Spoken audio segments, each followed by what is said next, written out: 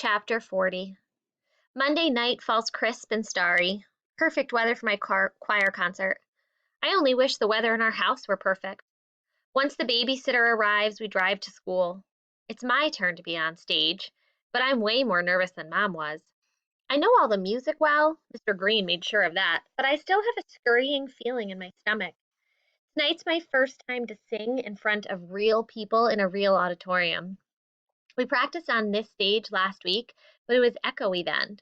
Now the audience murmurs, charging the air. I realize that I'm actually excited to begin. I straighten my dress and lift my hair behind my shoulders. Now the whole choir is lining up in the wings, arranging ourselves in the right order. The guys look spiffy in their black suits, and our matching dresses make all of us girls look pretty. The prettiness feels spread around instead of concentrated in just a few. I try to focus on the fact that not just popular people or even the best voices matter tonight. All that matters is the music. When Mr. Green walks out, applause pours down. It's louder than I expected. As he delivers the welcome, I peek around the kids in front of me. In the auditorium, faces are staggered like rows of letters on a keyboard. I wonder where Jaden and Zuri are sitting. Then the lights go down and the audience is rumbling Black Sea. The sea hushes when we walk, row by row, onto risers on stage. Mr. Green smiles at us and bends his knees. This is a signal to bend ours too, so we won't pass out. He takes a deep breath and exhales. We do the same. This pushes some of the nervousness out. My heart surges and settles. Mr. Green raises his baton, bringing the whole choir to a hushed focus. Then the air turns magical. My skin tingles as every person in the room shares the same held breath. I feel the moment itself, the what's next, connecting us. We're all, each singer, each listener, even the dust motes in the air, held in the same single spell. The tingle moves to the top of my head, and I know we're about to do something amazing. Mr. Green cues the accompanist, and then it's happening. As I sing the first note, the audience disappears, and I give myself to the song. I climb each phrase and ride it down. We bounce each note in the fast sections and crescendo into strong ones for the big ending. My favorite piece starts, and soon tinkling highs give way to warm lows. Oh, Shenandoah, I long to see you. Way hey, you rolling river. Oh, Shenandoah, I long to see you. Away, I'm bound away, cross the wide Missouri. The last note ends and echoes. Mr. Green lowers his hand and applause erupts. The stage lights shine like sunlight on my face. In that warmth, my heart opens wide. I'm in tune with all the universe. But then a thought pinches my heart. Two of those clapping hands are my father's. It's been almost 3 weeks since I broke the guitar, and he's never shouted, never threatened. Mom's right. He's not mad. He's sad. He could have stayed home tonight, but he came. My stomach drops. I have to apologize.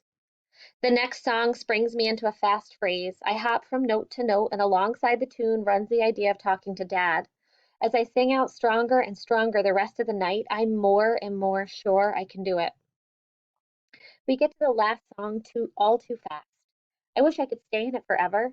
And then we curve into the next phrase and fly to the final line. The last note pops, and the audience sits stunned. Then they roar with applause, whoops, and whistles. Backstage, Zuri's the first to find me. You made me cry. That last one was beautiful. She gives me a long hug. Oh my gosh, I hope they recorded it. I want a copy, okay? I'm glowing, pleased with the performance and happy at all the joy in the room. 100 people smiling and gushing. Me too, shouts Jaden, swooping in for a squeeze. My favorite was the cappella piece. Jaden's fingertips meet his thumb and he jingles his hands in the air like a chef describing a precise taste. Tight harmonies and no piano, just pure voices. Very nice. Seth, of course, is behind him. Thanks, you guys. I'm so glad you were all out there. I realized that I even mean it about Seth. It really was great, Kihana, Jaden says. Yeah, that was better than football, Seth adds. I think he might be exaggerating about that, but still, my vision of our threesome is stretching to add a fourth. Thanks, y'all, I say. Hey, come see my parents. We grab our coats and jostle through the crowd. Isn't that your dad? Zuri says. It sure is. Dad's wearing a native Guatemalan shirt, and it's the most colorful thing in the room. That's him, all right. Sweetheart, you were wonderful, Mom says, squeezing my shoulders. Beautiful, mija, Dad says. You both know Zuri, I say, and these are our favorite actors, Jaden and Seth. Good to see you again, Mr. Carrillo. Great shirt, Jaden says, shaking hands. No kidding, Seth says. Gracias, chicos. Dad's natural friendliness can't hide. Nice to finally meet you, Jaden. I've heard so much about you. Mom takes his hand in both of hers. I saw you in the play, and Seth, you too. Amazing job. Zuri, how are you? Yes, Zuri, where you been hiding? It's been so long since we've seen you. Come over any time. Don't be strangers, Dad says. Our door is always open. Dad's warmth feels just the right temperature this time. Thanks, Mr. Carrillo, Zuri says. Don't you think it was, I don't know, like being lifted out of your seat? I just closed my eyes and let the music carry me. Me too, I say, touched by practical Zuri's emotion. I know what she means too. On stage, every problem fell away. Music took me where it wanted to go. It was like riding the wind. Okay, crazy wind riders, Jaden says. We're going back to Seth's to catch the end of the game. Be sure to get me a copy of the concert, Kiki. I will, I say, waving. I better go too, Zuri says. Dad's probably waiting out front.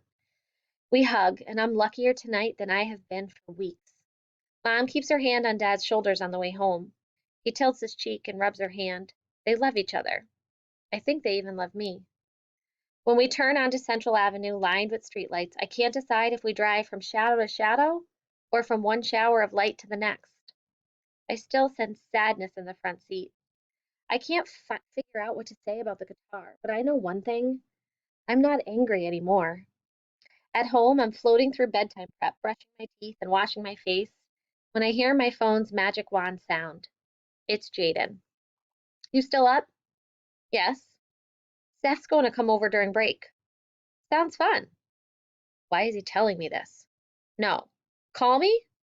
I call him. He picks up right away. So, after your concert, he said, let's get together over break. And I was like, you should come over after Christmas. He said, cool. But then I'm driving home with my parents and I need to tell them, but I just can't. I just sit there. And then we're home. Where are you now? In my room, like a coward. Your parents don't like Seth? I mean, they met him at the play. I'm sure they think he's fine. They knew you guys hang out, right? Sure, but now it hits me. I try to step around the words. They don't know that you like him. Right, Key? I've never told anyone. I knew I was, you know, but I never planned or said, like, it's okay. I know. Well, I know you know. Well, duh, you totally like Seth. Not any girls, not even Zuri.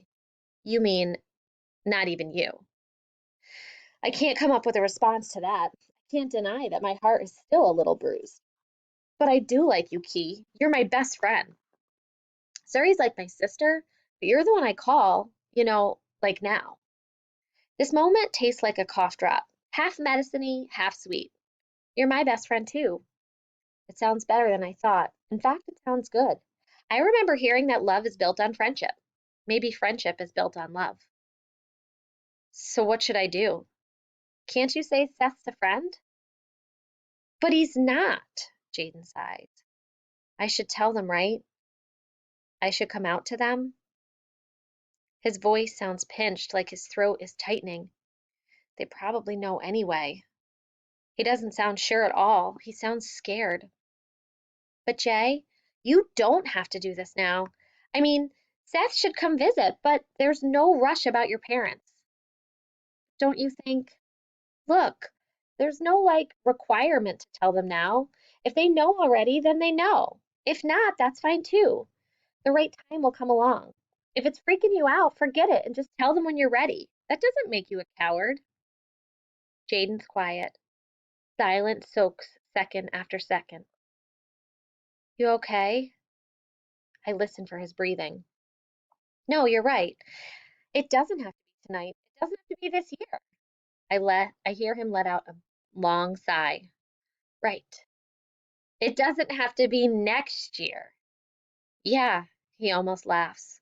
When I'm ready.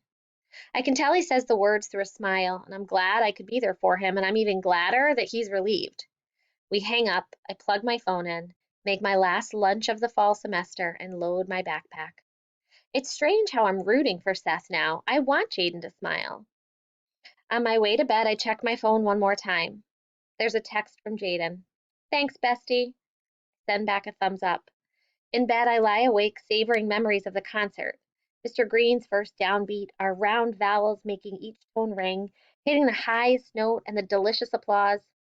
I also remember Dad's voice. Beautiful, Mija. From a wise part of myself that feels newly awakened, I hear, he set aside his sadness for you tonight. I promise myself that before tomorrow ends, I will apologize.